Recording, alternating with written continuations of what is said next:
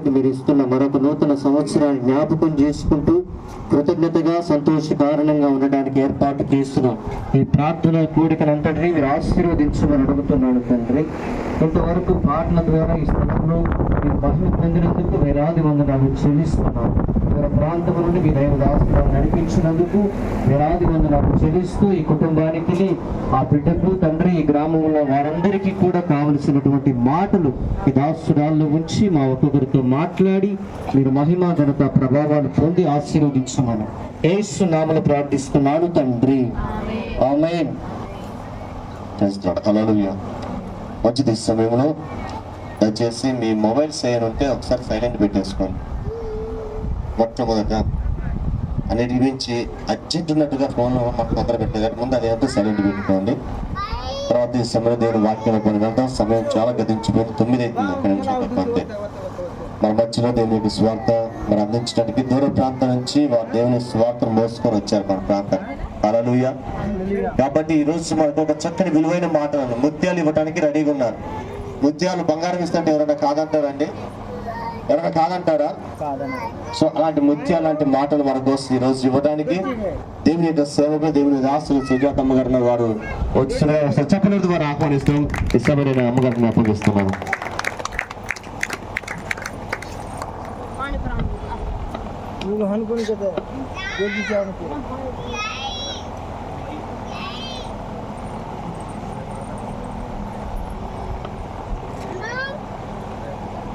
దేవుని నామానికి స్తోత్రాలు.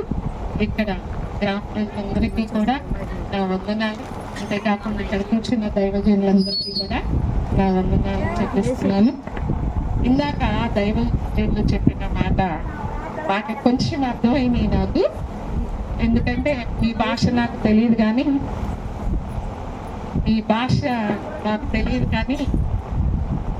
మా భాష మీకు తెలుసు. మా భాష మీకు తెలుసు, తెలుగు వచ్చు. మాకు కూడా కొంచెం వచ్చు, అంటే అర్థం చేసుకున్న వాక్యములను బట్టి. అయితే ఒక్కటి మనం జ్ఞాపకం చేసుకోవాలి. జ్ఞానం కలవాడంట నిదానించి ఆలోచించి సత్యాన్ని తెలుసుకుంటాడు, అంటే నిజాన్ని తెలుసుకుంటాడు. ఎవరు? జ్ఞానము కలిగిన వాడు. మూర్ఖుడంట ప్రతి విషయంలో కూడా తొందరపడి తిరుగుబాటు చేస్తాడంట. ప్రతి విషయంలో కూడా ఏంటి, దానిలో ఉన్న సత్యాన్ని కానీ దానిలో ఉన్న నిజమేంటో గ్రహించకుండా, నిదానించి ఆలోచించకుండా ఒకటే స్వభావం ఉంటుంది. ప్రతి విషయంలో కూడా తిరుగుబాటు చేసే స్వభావం. కానీ మీ అందరినీ కూడా ఒకటే దేవుని కృపను బట్టి ఈ గ్రామానికి, ఈ తండాకి దేవుడు మిమ్మల్ని ఎంతగానో ప్రేమించి ఈ సువార్తని దేవుడు ఇక్కడ పంపించాడు. ఎందుకంటే ఇక్కడ మాకు ఉదయశ్రీ, ప్రసాద్ ఇద్దరు కూడా వాళ్ళ బాబు పుట్టినరోజు అని, అంటే ఇప్పటికే దైవజనులు చెప్పారు కానీ ముందు నేను చెప్తున్నాను. వాళ్ళు ఎంతో ప్రయాసపడ్డారు. వాళ్ళ బాబు పుట్టినరోజు ముఖ్యం కాదు కానీ మా తండాలో ప్రజలు రక్షించబడాలి. వాళ్ళ ఆశ, వాళ్ళ ప్రయాస, వాళ్ళ కష్టార్జితం అంతా కూడా ఎందుకు ఇక్కడ పెట్టారు అంటే ఒక్క ఆత్మగా రక్షించబడితే చాలు. మా బంధువులు, మా రక్త సంబంధులు, మా వాళ్ళు, ఇక్కడ ఉన్న వాళ్ళందరూ కూడా మా వాళ్ళు అని చెప్పి ఎంతో ప్రయాస. హైదరాబాద్ లో చేసుకోవచ్చు పుట్టినరోజు, ఇక్కడ దాకా రావాల్సిన అవసరం లేదు. కానీ ఈ ఊరి ప్రజలు, అంటే వాళ్ళ బంధువుల్ని ప్రేమించి మా వాళ్ళందరూ కూడా దర్శించుకోకూడదు అని ఆశతో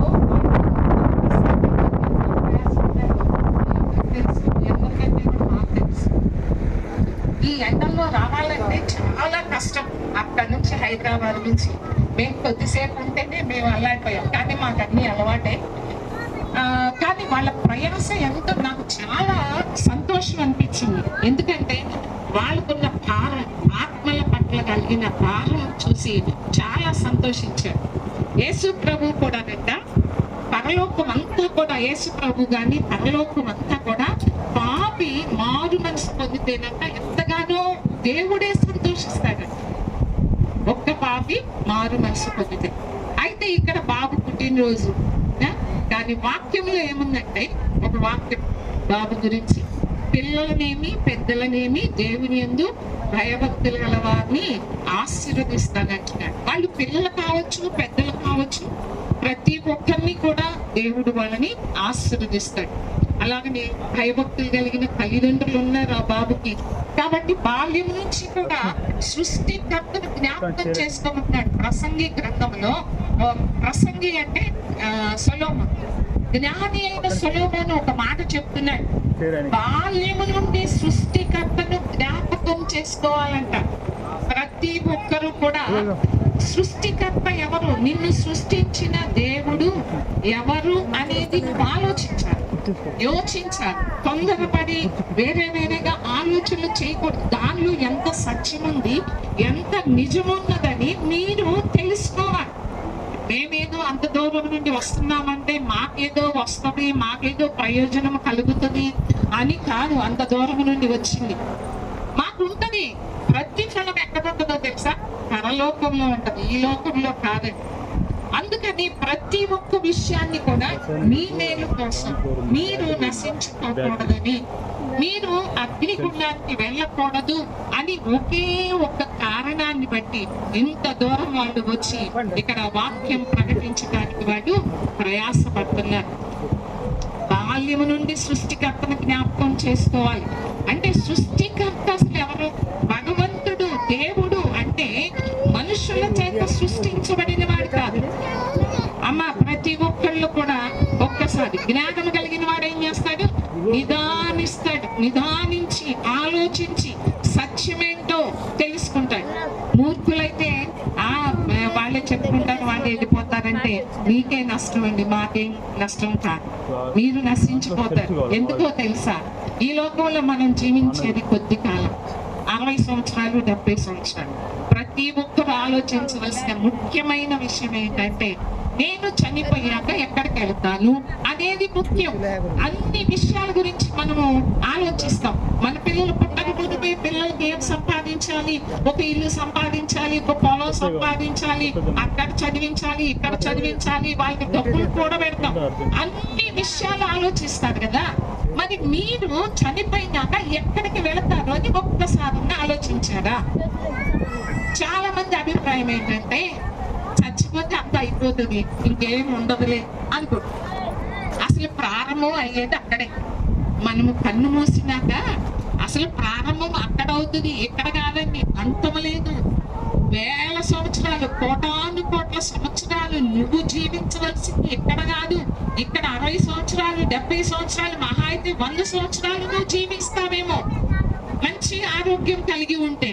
కానీ తర్వాత ప్రతి ఒక్కరం కూడా చనిపోవలసిన వాళ్ళమే. అయితే నువ్వు ఆలోచించవలసింది, నిదానముగా ఆలోచించవలసిన విషయం ఏంటంటే అసలు నా ఆత్మ ఎక్కడికి వెళ్తుంది? ఈ బాడీ అయితే, ఈ శరీరము మట్టిలో మట్టి అయిపోతుంది, లేకుంటే కాలుస్తారు, ఏదైనా చేస్తారు. కానీ నీలో ఉన్న ఆత్మ ఎక్కడికి వెళ్తుందని ఒక్కసారి ఆలోచించారా? ఇందాక బ్రదర్ చెప్పారు కదా, ఈ కొంచెం ఎండకి తట్టుకోలేకపోతున్నాం కదా మనమందరం. మరి అగ్నిగుండంలో ఎలా తట్టుకుంటారు? నిత్యము అంటే అగ్నిగుండంలో ఉండగలుగుతారా? చెప్పండి. ఒక చెయ్యి కాలితేనే అల్లాడిపోతామే. మరి నీ ఆత్మ నిత్యము అగ్నిగుండంలో ఉంటది అంటే నువ్వు అసలు తట్టుకోగలుగుతావు అంటే నీకు అది తెలియదు. కాబట్టే తెలియచేయడానికి మేము వచ్చాం. ఇప్పుడు చాలా మంది అభిప్రాయం ఏంటంటే, ఆ దేవుడు తక్కువ కులాల దేవుడు. చాలా మందికి అదే అభిప్రాయం అండి. చాలా మంది అసలు కొంతమంది ఆ దేవుడు పేరు ఎత్తటానికి కూడా ఇష్టపడరండి. ఎందుకంటే ఈ దేవుడు అందరి దేవుళ్ళలాగా, అంటే నమ్మే దేవుళ్ళలాగా ఉంటాడు. ఈయన ఎలా ఉంటాడు? ఆయన దేహం అంతా కూడా గాయపరచబడి మనుషులు చూడనొల్లని వాడిగా, అంటే అలా ఉంటాడు. సొగసైనను స్వరూపమైనను లేకుండా అలా ఉండే దేవుడు ఆయన. ఎందుకు అయ్యాడు? ఆయన స్వరూపాన్ని ఎందుకు పోగొట్టుకున్నాడు? ఆయన సొగసును ఎందుకు పోగొట్టుకున్నాడు? నిన్ను బట్టి, నన్ను బట్టి, నీ కోసం, నా కోసమే ఆయన సొగసునంతా పోగొట్టుకున్నాడు. ఎందుకంటే నువ్వు నేను నశించిపోకూడదని చెప్పి ఆయన నీ కొరకు, నా కొరకు ప్రాణం పెట్టడానికి వచ్చాడు. ఆ సత్యాన్ని తెలుసుకోవాలి. పాపి ఎప్పుడు కూడా పరలోకానికి వెళ్ళడు. పాపి ఎప్పుడు కూడా పరలోకానికి వెళ్ళలేరు, పాపులు ఎప్పుడు కూడా. అందుకనే మనము జాగ్రత్తగా, సృష్టికర్త ఎవరు? బాల్యము నుండి కూడా సృష్టికర్త. నీకు ఒకటి, ప్రపంచం మొత్తానికి ఎంతమంది సూర్యులు ఉంటారు? ప్రపంచం మొత్తానికి సూర్యులు ఎంతమంది ఉంటారు? ఒక్కడైనా 10 మంది ఉంటారు. అమెరికాకు ఒక సూర్యుడు, లేకుంటే జర్మనీకి ఒక సూర్యుడు, ఆస్ట్రేలియాకు ఒక సూర్యుడు, ఇండియాకు ఒక సూర్యుడు ఉంటాడా? ఉండడు.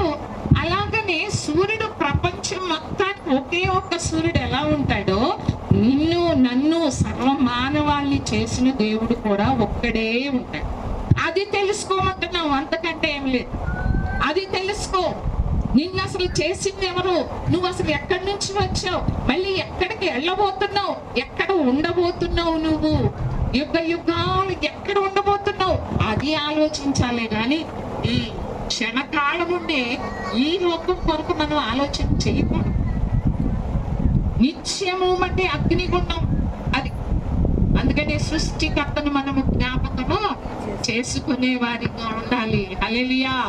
అంటే మనకేంటంటే, మన దేశంలో ఎలా ఉంటుందంటే, కులానికి ఒక దేవుడు, లేకుంటే ఇంటికి ఒక దేవుడు, ఒక ప్రాంతానికి ఒక దేవుడు, లేకుంటే ఒక దేశానికి ఒక దేవుడు, అలా ఉంటాడు. కానీ అలా అమెరికాను సృష్టించింది ఒక దేవుడా? లేకుంటే జర్మనీని సృష్టించింది ఒక దేవుడా? ఈ ఇండియాను సృష్టించింది ఒక దేవుడా? మరి మీరు ఆలోచించండి. ప్రపంచం మొత్తాన్ని సృష్టించిన దేవుడు ఒక్కడా? లేకుంటే అమెరికాను ఒక దేవుడు చేశాడు, ఇండియాను ఒక దేవుడు సృష్టించాడు, జర్మనీని ఒక దేవుడు సృష్టించాడు, ఆస్ట్రేలియాను ఒక దేవుడు సృష్టించాడు అని నమ్ముతారా? ఎంతమంది ఉన్నారు సృష్టికర్తలు? ఒకే ఒక్కడు. నీ పిల్లలకి తండ్రి ఒక్కడే, తల్లి ఒక్కటే. నిన్ను సృష్టించిన దేవుడు కూడా ఒక్కడే ఉంటాడు. అంతేగాని ఎంతమంది ఉండరండి. సూర్యుడు ఒక్కడే ఉంటాడు ప్రపంచం మొత్తానికి. అలాగనే నిన్ను సృష్టించిన దేవుడు కూడా ఒక్కడే ఉంటాడు. అది మనం తెలుసుకోలేకపోతున్నాం. మీ మేలు కోసం మీరు నశించిపోకూడదని. అందుకని వాక్యంలో ఉంటుంది, దేవుడు లోకమును ఎంతో ప్రేమించాట. ఎంతో అన్నదానికి లెక్కలేదండి. ఎంతో ప్రేమించాడు. ఎంతో ప్రేమించకపోతే దేవుడు అనేవాడు, దేవుణ్ణి ఎవరితో పోలుస్తారండి? దేవుణ్ణి ఎవరితో పోలుస్తావు నువ్వు? ఎవరితోనైనా పోల్చగలవా? ఒక్క మాటతో కలుగునుగా కంటే సమస్త సృష్టిని చేసిన దేవుడు ఆయన. సమీపించరాని తేజస్సులో ఉన్న దేవుడు ఆయన. ఆయన స్వయంభవుడు. అలాంటి దేవుణ్ణి ఈ రోజున మనము దేనితో పోలుస్తున్నాం? ఒక చెట్టుతో పోలుస్తున్నాం, లేకపోతే ఒక రాయితో పోలుస్తున్నాం, ప్రాణము లేని వాటితో పోలుస్తున్నావు నువ్వు. మేము ఒకప్పుడు అంటే చాలా మంది చెప్పాను కదా, చాలా మంది యేసు ప్రభు అంటే తక్కువ కులాల దేవుడు అది ఇది. నేను హెచ్చించుకోవటానికి నేను ఇక్కడ చెప్పట్లేదు. కానీ దేవుడు అందరికీ ఒకటే దేవుడు. మేము చౌదరీస్మే. కానీ మేము ఈ రోజు మాకు కులం లేదండి. మాకు కులం లేదు. ఎక్కడికైనా వెళ్తాం. కొంతమందికి పట్టింపులు, అమ్మో వాళ్ళని రానివ్వకూడదు, వీళ్ళని రానివ్వకూడదు అని చెప్పి పట్టింపులు ఉంటాయి. ఆ దేవుడు అంటేనే చులకనండి. యేసు ప్రభు అంటేనే చులకని స్వభావం మనలో ఎందుకు వస్తుంది? ఆయన నిన్ను ప్రేమించి ఎంతో ప్రేమించాడు. ఎంత ప్రేమిస్తే ఆయన నీ కొరకు ఆ సమస్త మహిమను విడిచిపెట్టి, ఆ తేజస్సును, ఆ ప్రభావమును, ఆ మహిమను సమస్తాన్ని కూడా వదిలిపెట్టి నశించిపోతున్న సర్వ మానవాళిని కూడా ఏది వారి పాప శాపం వాళ్ళన్నీ ఆ మరణము నుండి విడిపించటానికి దేవుడు తనున్న స్థలములో మనల్ని కూడా ప్రవేశపెట్టడానికి ఆయన శరీరధారిగా ఈ లోకానికి వచ్చాడు. ఆయన ఎందుకు వచ్చాడు? నిన్ను నన్ను రక్షించటానికి. ఎక్కడో నాశనకరమైన గుంటలో చిగటగల దొంగ ఊబిలో పడి ఉన్నాం. మనమందరము పాపులమే. చాలా మంది అంటారు, అసలు నేనేంటి, నేను పాపినేంటి అంటారు. నేను పాపిని కాను అంటారు. నేను పాపం చేయటం ఏంటి అని అంటారు. కానీ ప్రతి ఒక్కరూ కూడా ఆలోచించవలసిన విషయం ఇది. ఎందుకంటే ప్రతి ఒక్కరూ పాపే. దేవుడు చెప్తున్నాడు. నీతిమంతుడు లేడు, ఒక్కడునూ లేడు. అందరూ పాపం చేసి దేవుడు అనుగ్రహించే మహిమను పొందలేకపోతున్నారు. అందరూ పాపులే. నువ్వు ఒప్పుకోకపోయినా దేవుని దృష్టిలో మనమందరము పాపులమే. పాపులకి పరలోకంలో చోటు లేదు. దేవుని ఎద్దకు వెళ్ళటానికి అవకాశం లేదు. ఎందుకంటే మొట్టమొదటి మానవుడు దేవుని ఆజ్ఞను అతిక్రమించి పాపం చేశాడు. ఆయన సన్నిధిని పోగొట్టుకున్నాడు. అంతకుముందు ఆ నరుడు ఆదాము దేవునితో సహవాసం చేసేవాడు. కానీ ఎప్పుడైతే దేవుని మాట వినకుండా దేవుడు చెయ్యొద్దు అన్న పనిని చేశాడో అప్పుడే ఆజ్ఞ అతిక్రమమే పాపం. పాపం వల్ల వచ్చే జీతము మరణం. మరణం అంటే ఈ శరీరం కాదండి. మరణము దేవుణ్ణి ఎరిగిన వాళ్ళకి వస్తుంది, దేవుణ్ణి నమ్మని వాళ్ళకి కూడా వస్తుంది. క్రైస్తవులకి మరణం వస్తుంది ఈ శరీరానికి, క్రైస్తవులు కాని వాళ్ళకి కూడా మరణం వస్తుంది. కానీ ఇక్కడ చెప్పింది ఆత్మ మరణము. ఆత్మకి మరణం లేదండి. ఆత్మ మరణం అంటే అది రెండవ మరణం. ఆత్మ నశించిపోతుంది. అందుకని వాక్యంలో ఉంటది, మీరు సర్వ సృష్టికి వెళ్ళి, సర్వలోకమునికి వెళ్ళి సర్వ సృష్టికి సువార్త ప్రకటించండి. నమ్మిన వాళ్ళు ఏంటి, ఆయన మరణము, ఆయన పునరుత్థానము, వీటిని ఎవరైతే నమ్ముతారో ఆ నమ్మిన వారికి రక్షణ, నమ్మని వారికి శిక్ష. రేపు మాకు తెలియదండి అని చెప్పడానికి వీళ్ళు అక్కడ దేవుడి దగ్గరికి వెళ్ళి. ఇప్పుడు ఈ లోకంలో తప్పులు చేస్తేనే ఒక శిక్ష ఉంటది, అవును కదా. ఒక హత్య చేసావు, దానికి శిక్ష ఉంటది. పోలీస్ స్టేషన్ లో ఎక్కడైనా సరే న్యాయం ఉంది, చట్టం ఉంది, శిక్ష ఉంటది. మరి ఇక్కడే శిక్షలు ఉంటే మరి అక్కడ ఉండదా? అక్కడ కనుక ఏ శిక్ష లేకపోయింది అనుకోండి, మీరు జాగ్రత్తగా వినండి, అక్కడ శిక్ష లేదనుకోండి, అక్కడ ఏమీ లేదనుకోండి, లేకపోతే ఇక్కడ మన ఇష్టం అండి. మన ఇష్టానుసారంగా జీవించవచ్చు, మన ఇష్టానుసారంగా బతకొచ్చు. కానీ ఒక్కటి అక్కడ ప్రసంగి గ్రంథంలో ఒక మాట ఉంటుంది చూడండి, నీ కోరిక చొప్పున, నీ దృష్టి యొక్క ఇష్టము చొప్పున నువ్వు ప్రవర్తించు. చూడండి 11వ అధ్యాయం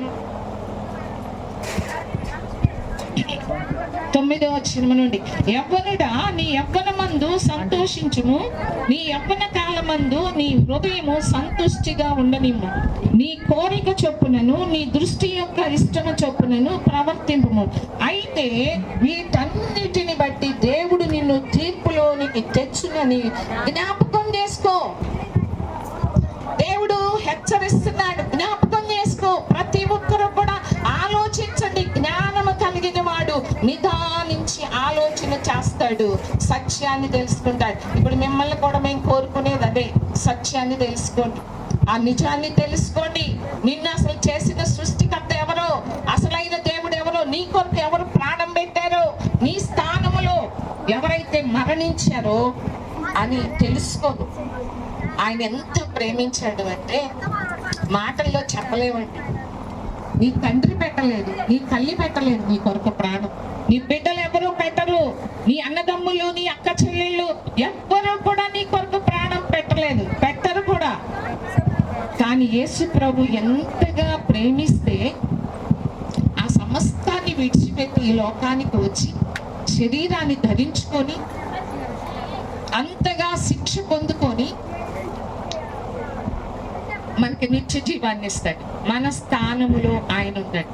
చాలా మంది ఏంటంటే ఆయన నిజమైన దేవుడైతే అసలు ఎందుకు సిలువకి ఎక్కాలి, ఆ 3 మేకులు పీక్కోలేని వాడు దేవుడు ఎలా అవుతాడు. చాలా మంది యూట్యూబ్ వచ్చిన తర్వాత చాలా మంది విమర్శలండి. వాళ్ళకి ఏం తెలుస్తుందండి దానిలో ఉన్న మర్మం, దానిలో ఉన్న సత్యం ఏంటి? ఒక్కసారి మీరు ఆలోచించారా? యేసు ప్రభు ఎందుకు వచ్చాడు అని ఆలోచించారా ఒక్కసారన్నా? ఆయన పాపం లేనివాడు, మన కొరకు పాపముగా చేయబడిన వాడు, నీ కొరకు, నా కొరకు, సర్వ మానవాళి కొరకు ఆయన పాపముగా చేయబడిన వాడు. ఆయన ఎందుకు వచ్చాడు మీ అందరికీ తెలుసు, ఆయనలో ఏ పాపం లేదని. మరి ఆయన సిలువ మరణం ఎందుకు వేశారు? ఆయన సిలువ మరణం, ఆయన సిలువకి ఎక్కితేనే మనకి రక్షణ వచ్చింది. ఆయన సిలువ ఎక్కకపోతే నువ్వు నేను ఎక్కాలి. దేవుని యొక్క ఉగ్రత, దేవుని యొక్క శిక్ష, దేవుని యొక్క తీర్పు, మన అందరికి రావాల్సిన ఆ శిక్ష, ఆ తీర్పు మొత్తం కూడా యేసు ప్రభు మీద పడింది. హల్లెలూయా. ఇప్పుడు మన మీదకి రావాలి తీర్పు, మన మీదకి రావాలి శిక్ష. నీవు నేను చేసిన పాపాలు ఎంత భయంకరమైనవో ఆ సిలువలో ఆయన పొందిన ఆ గాయాలు తెలియచేస్తాయి. హల్లెలూయా. ఆయన గాయాలు తెలియజేస్తాయండి. అంటే నీ పాపం ఎంత భయంకరమైనదో ఆ సిలువను చూసినప్పుడు నీకు అర్థం కావాలి. అందుకని నీ స్థానంలో నా స్థానంలో ఆయన ఉండి మరణించి నీకు నాకు నిత్య జీవాన్ని ఇచ్చాడండి. ఎవ్వరు కూడా భరించలేరండి. అగ్ని గుండానికి వెళ్తే ఎవ్వరు కూడా భరించలేరండి. దాని కొరకే ఈ ప్రసాద్ ఉదయశ్రీలు ఏం చేశారు? ఒక్క ఆత్మగా ఆ సత్యాన్ని తెలుసుకుంటారేమో, అగ్నిగుండము నుంచి విడిపించబడతారేమో అన్న ఆశతో వచ్చారు. ఎందుకంటే క్రైస్తవులు ఇంతగా సువార్త ప్రకటిస్తున్నారు? ఎందుకు? మాకేమన్నా పైనుంచి ఏమైనా వస్తాయి అనుకుంటున్నారా? చెప్పండి. కాదు. మీరెవ్వరూ కూడా అగ్నిగుండానికి వెళ్ళకూడదు. ఎవ్వరు కూడా నశించిపోకూడదు. నశించిపోయేదాన్ని వెదకి రక్షించటానికి ఆయన ఈ లోకానికి వచ్చారు. మీరు నమ్ముతారా?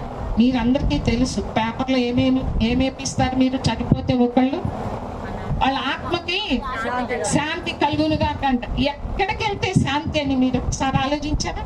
పేపర్లో వేస్తే అయిపోతుందా? నీ ఆత్మ ఎక్కడికి వెళ్తే శాంతి? ఎక్కడ? నరకమా స్వర్గమా? ఎక్కడికి వెళ్తారు? ఎవరు గ్యారెంటీ ఇస్తారు? చెప్పండి. ఎవరు గ్యారెంటీ ఇస్తారు? యేసయ్య ఇస్తాడు, గ్యారెంటీ ఇస్తాడు. ఆయన రక్తంలో కడగబడిన వాళ్ళు ప్రతి ఒక్కళ్ళు కూడా, అంటే ఆయన ఒక్కడే దేవుడు, ఆయన తప్ప వేరొక దేవుడు లేడు, ఆయనే సృష్టికర్త. ఆయన ఈ లోకానికి వచ్చి నా పాపాల కొరకు ఆయన మరణించాడు, ఆయన తిరిగి లేచాడు, రేపు నన్ను కూడా తిరిగి లేపుతాడు, యుగ యుగాలు ఆయన సన్నిధిలో నేను ఉంటాను అని ఎవరైతే నమ్ముతారో, నమ్మి బాప్తిసము తీసుకుంటారో వాళ్ళు మాత్రమే రక్షించబడతారు. లేకుంటే నరకమే. నువ్వు నమ్మకపో, అది నీ ఇష్టం. అందుకనే బైబిల్లో యెహెజ్కేలు తోటి దేవుడు చెప్తాడు, వాళ్ళు నమ్మరయ్యా, వాళ్ళు నమ్మినా నమ్మకపోయినా నువ్వు వెళ్ళి ప్రకటించు. ఎందుకంటే రేపు అయ్యా నాకు తెలియదు అయ్యా, యేసు ప్రభు ఎవరో నాకేం తెలుసు అయ్యా, నాకెవరు చెప్పారు, లేకుంటే నేను నమ్ముకునేదాన్ని అని అంటారేమో అని చెప్పి ప్రతి ఒక్కరికి సువార్త అందేలాగా చేస్తాడు. రేపు నువ్వు వెళ్ళి అక్కడ చెప్పడానికి లేదు. రేపు ఇది చూపిస్తాడు. ఇక్కడ ఉన్న వాళ్ళందరినీ రేపు చూపిస్తాడు. నువ్వు ఒకవేళ అక్కడ నాకెవరు చెప్పలేదండి అంటే టీవీలో కనపడినట్టుగా కనిపిస్తావు. ఆ రోజున ఉదయశ్రీ ప్రసాద్ వాళ్ళ బాబు పుట్టినరోజు అప్పుడు సువార్త ప్రకటించాడు కదా, అప్పుడు నువ్వు ఉన్నావు కదా, నువ్వు నమ్మలే. అయితే ఒక ధనవంతుడు ఉండాలి బైబిల్లో. ఒక ధనవంతుడు ఉన్నాడు. ఆ ధనవంతుడు ఏం చేస్తాడంటే ఈ లోకంలోనే అనుకొని, ఈ లోకం వరకే నా జీవితం అనుకొని బాగా తింటూ త్రాగుతూ సుఖించాడండి. బాగా ఈ లోకంలో బాగా సంపాదించుకున్నాడు. అయితే వాళ్ళ ఇంటి ముందు ఒక లాజర్ అని ఒక అతను ఉంటాడు. ఆ ఒళ్ళంతా కురుపులండి.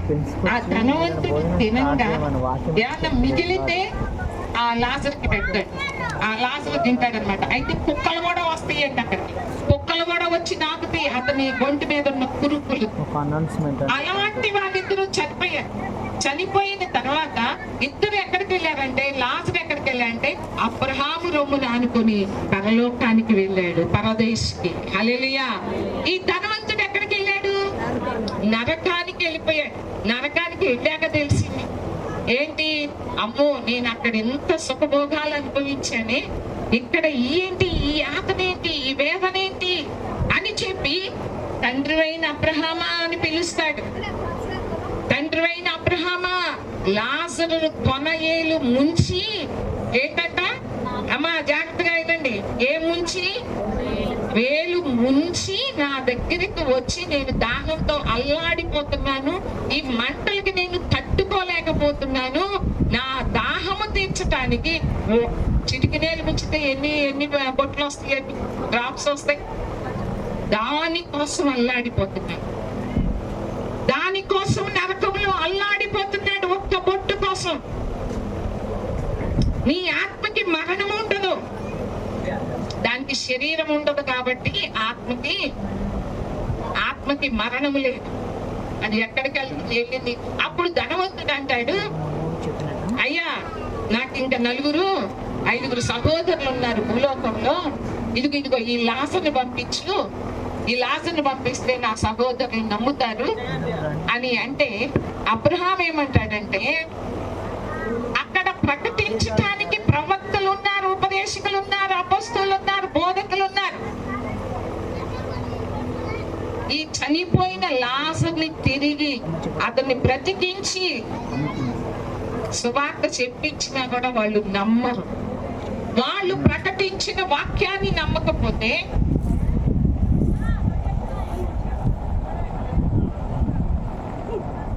అందరికీ భోజనాలు ఉన్నాయంటండి, ఎవరు వెళ్ళొద్దు దయచేసి. నేను ముగించేస్తున్నాను.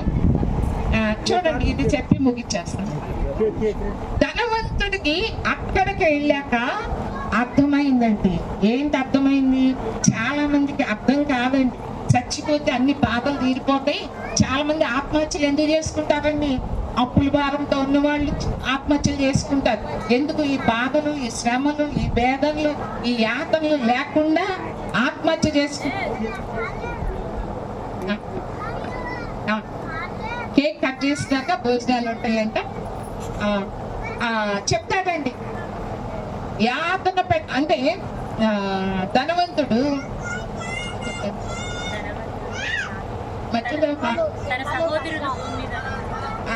సహోదరులు ఉన్నారు, వాళ్ళ దగ్గరికి వెళ్ళి చెప్పమంటే అప్పుడు అబ్రహాం అంటాడు, అక్కడ ఉన్నారు సువార్త చెప్పేవాళ్ళు, అక్కడ ఉన్నారు.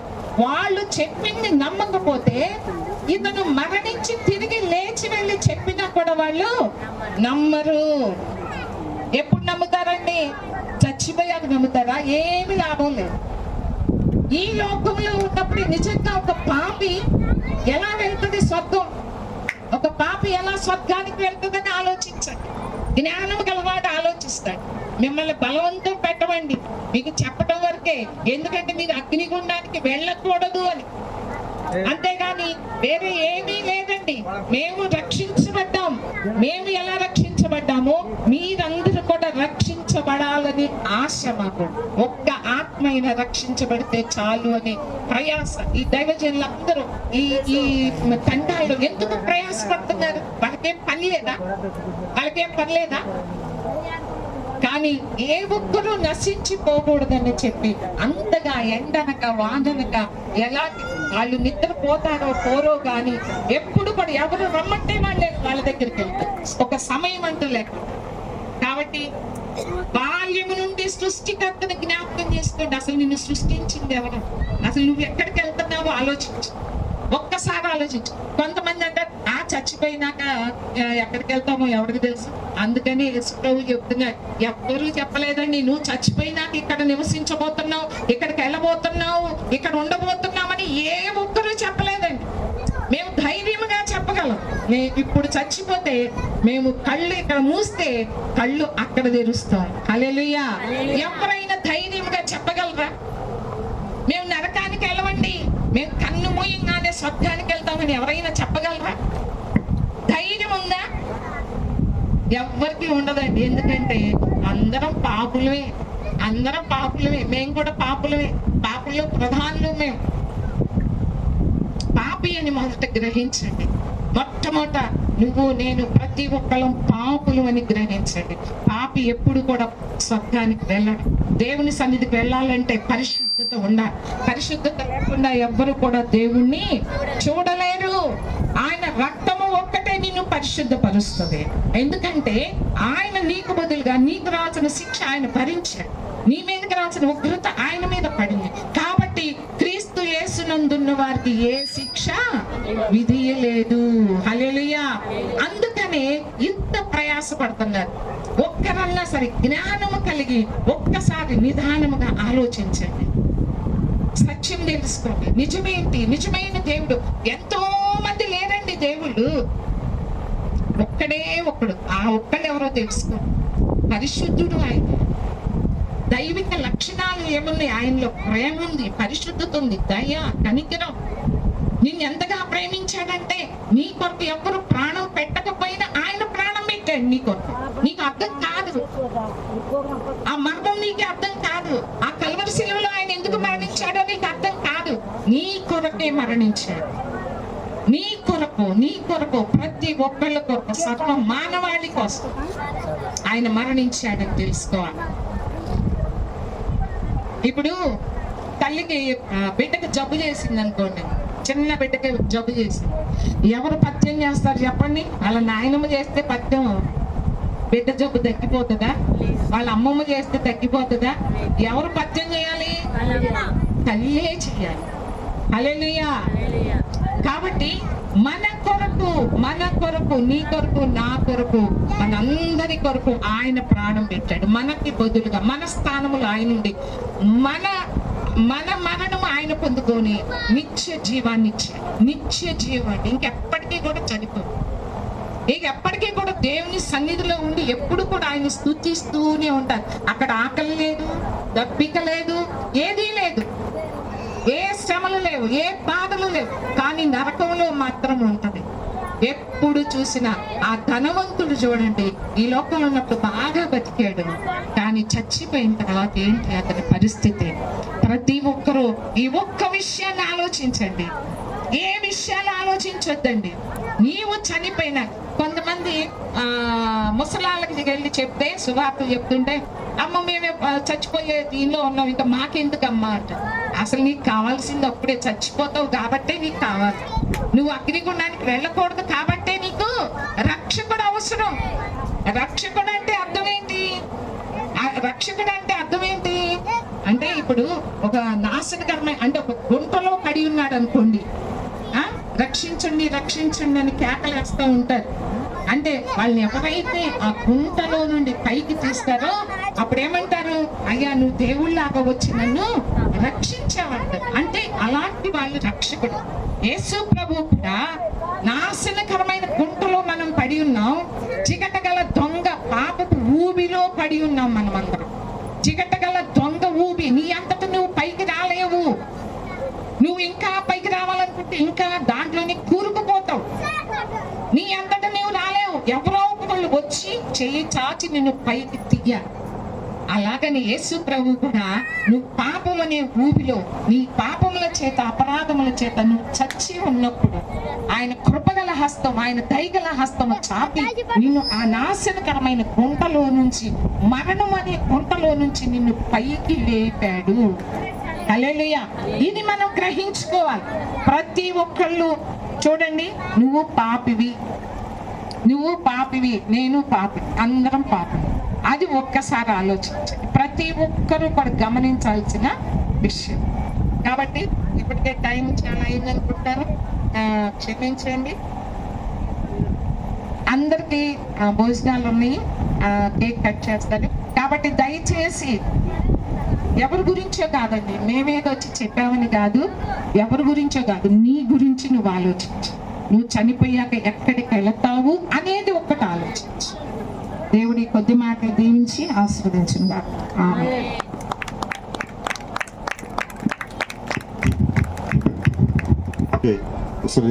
ఒకసారి చప్పలతో మైండ్పరుస్తున్నాను దేవుణ్ణి. హల్లెలూయా. మంచిది. ఈ సమయంలో మీరేమో ఇబ్బంది పడగాక మరలా మేమేమి మిమ్మల్ని కూర్చోబెట్టి చెప్పడానికి ఇష్టపడట్లేదు. ఇప్పుడే చాలా సమయం అయిపోయింది కనుక విత్తపడిన వాక్యం తెచ్చిన ప్రార్థన చేసుకుందాం. దూర ప్రాంతం నుంచి వచ్చినటువంటి హైదరాబాద్ ప్రాంతం నుంచి టీం వాళ్ళ నుంచి ఒకరు వచ్చి చిన్న ప్రార్థన చేస్తారు. త్వరగా రావాలి. విత్తపడిన వాక్యం తెచ్చిన ప్రార్థన చేస్తున్నాం. హైదరాబాద్ నుంచి వచ్చిన